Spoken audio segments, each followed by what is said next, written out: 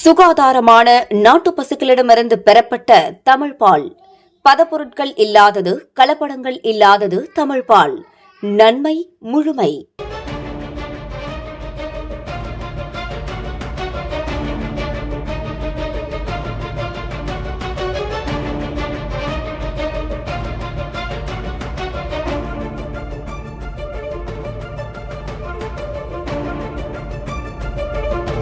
இதுகுறித்து பேசுவதற்காக மூத்த பத்திரிகையாளர் திரு பிரியன் இணைந்திருக்கிறார்.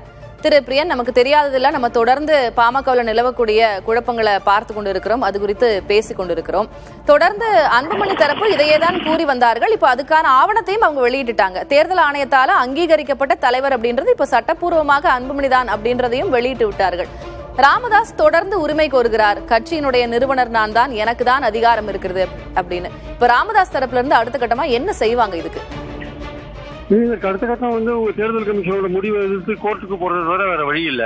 சிவில் சைடு சிவில் கோர்ட்டுக்கு போறதை தவிர வேற வழி இல்ல. தேர்தல் கமிஷனோட முடிவு இப்படி போயிருக்கும் போது நிச்சயமாக பாதிக்கப்பட்ட ராமதாஸ் அவர்கள் கண்டிப்பாக போவாரு. ஆனா இதற்கெல்லாம் முடிவு எப்போது வருதுன்றதுதான் முக்கியமான விஷயமா நம்ம பாக்குறோம். நம்ம அதாவது அன்புமணி கூட்டிய பொதுக்குழு அல்லது 22 அன்புமணி தேர்ந்தெடுக்கப்பட்ட அந்த பொதுக்குழு அதெல்லாம் இப்போ செல்லும்ன்ற ஒரு இடத்துல தேர்தல் கமிஷன் வந்திருக்காங்க.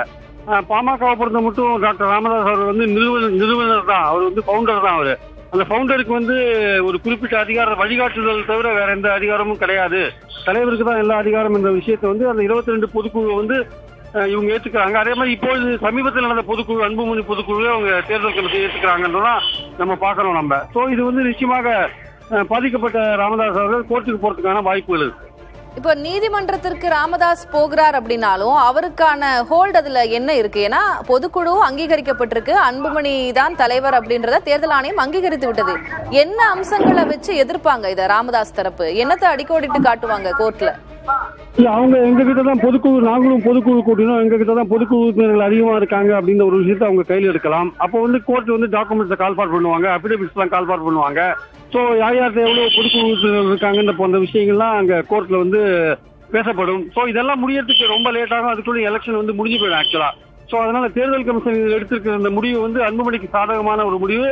அவருக்கு பாமக அவர் தான் அபிஷியலா ரெகனைஸ் பண்ண இந்த முடிவை ரெகனைஸ் பண்ண தேர்தல் கமிஷனோட இந்த முடிவை டாக்டர் ராமதாஸ் அவர்கள் எதிர்த்து சுப்ரீம் கோர்ட் வரையும் போனார்னா கூட இதற்கான தீர்வு அவருக்கு ஆதரவா கிடைக்குமா என்பது கொஞ்சம் சந்தேகத்துக்குரிய ஒரு விஷயமா நான் பாக்குறேன்.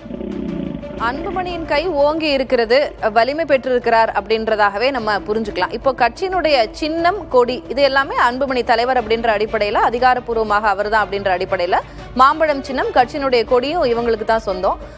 ராமதாஸ் தரப்பு ஆதரவாளர்கள் அதனை பயன்படுத்துவதில் சிக்கல் வருமா? நிறுவனர் அப்படின்ற தரப்புல ராமதாஸ் அவர்களுக்கு அந்த உரிமை இருக்கிறது.